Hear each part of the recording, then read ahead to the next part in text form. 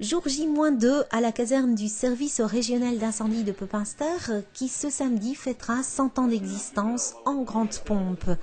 Défilé au son de la fanfare des cadets de la marine, démonstration feux d'artifice, mais aussi exposition d'une quinzaine de véhicules anciens. Une partie des véhicules nous ont été prêtés par les corps voisins, plus particulièrement ERF qui nous prête 3 véhicules. La Calamine nous a prêté un véhicule également, celui qui est derrière vous maintenant, qui date de 1939, donc c'est vraiment très très vieux.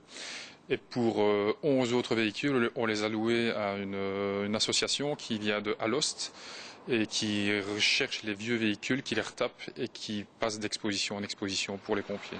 Ce service régional d'incendie qui couvre les communes de Pepinster, Aulne et Thro compte aujourd'hui 29 pompiers volontaires que dirige depuis 2003 un commandant professionnel. En 100 ans, la caserne Pépine n'a été confrontée à aucune catastrophe, mais le corps des pompiers s'est souvent remis en question. La technique a beaucoup évolué puisque maintenant les pompiers portent des appareils respiratoires individuels alors qu'avant ils avaient un mouchoir sur la bouche. Les camions sont remplis de techniques, on a des systèmes de mélange de mousse, on a des systèmes radio performants, le nouveau système de radio Astrid par exemple qui demande quand même une certaine connaissance au niveau des radios.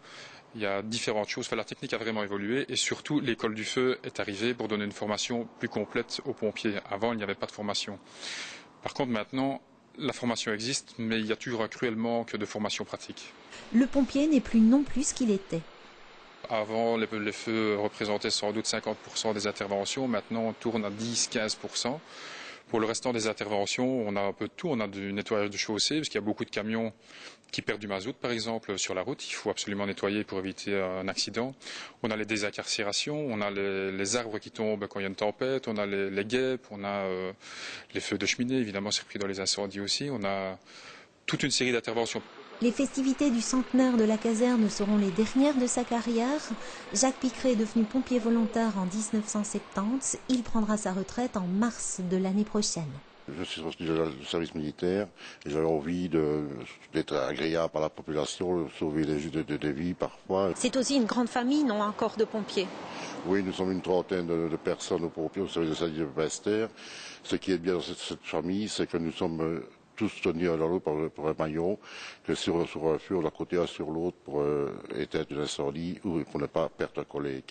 Je ne vais pas dire que j'aimais le feu, parce que comme il y a beaucoup de gens qui disent, mais moi j'aimais bien cette ambiance familiale, qui, même avec les plus jeunes qui sont là maintenant, nous sommes toujours très bien accueillis.